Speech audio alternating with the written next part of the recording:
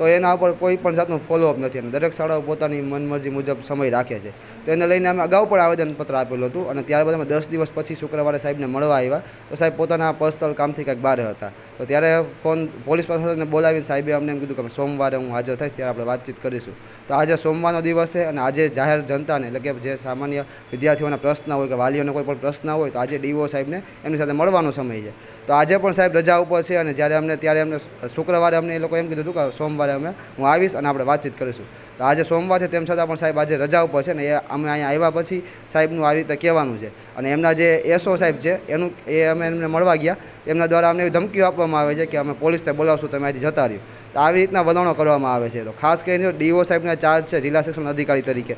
તો વિદ્યાર્થીઓના કોઈ પણ પ્રશ્ન હોય કે શાળાઓના કોઈ પણ પ્રશ્ન હોય તો એનું ત્વરિતપણે સમાધાન કરવું જોઈએ. એની જગ્યાએ સાહેબ ક્યારેય અહીંયા હાજર રહેતા જ નથી. અને જ્યારે વાલીઓ કે કોઈ મળવા આવે છે ત્યારે પણ સાહેબ અહીંયા હોતા જ નથી. મોટાભાગના વાલીઓને ધક્કા થાય છે. અને બીજું કહેવાનું એમ કે જ્યારે અમે અહીંયા રજૂઆત કરવા માટે આવી છીએ તો ત્યારે સાહેબ અમારી પાસે નામ માંગે છે, પરંતુ ખાલી નામ જાણવા પૂરતા જ હોય છે. એ પછી કોઈ પણ જાતની એની પર એક પણ પ્રકારની નોટિસ ફટકારવામાં નથી આવી. અમે આની પહેલાં પણ જ્યારે આવેદનપત્ર આપ્યું હતું ત્યારે પણ સેમ આ જ વસ્તુ કીધી હતી. અને આજે પણ અમે આવ્યા છીએ તો દર વખતે એવું જ કહેવાનું થાય કે તમે રજૂઆત આપી દો. તો શું ખાલી રજૂઆત કરવા માટે જ અમે આવી છીએ? અમારા પરિપત્ર વિદ્યાર્થી પરિષદ પરિપત્ર ખાલી રજૂઆત માટે નથી, એવા ડીઓ સાહેબને સ્પષ્ટપણે કહેવા માંગુ છું. એમની જેમાં અમારો પરિપત્ર નથી હોતો કે ખાલી સિક્કો માઈને જવા દે અને એનું કોઈ પણ જાતનું ફોલોઅપ નથી હોતું. ત્યારે અને અમને હમણાં લગભગ 5 દિવસ પહેલાં 2 સ્કૂલોમાંથી વિદ્યાર્થીઓને ફોન આવ્યા હતા કે બપોરના સમયે વિદ્યાર્થી બેહોશ થઈ ગયો હતો.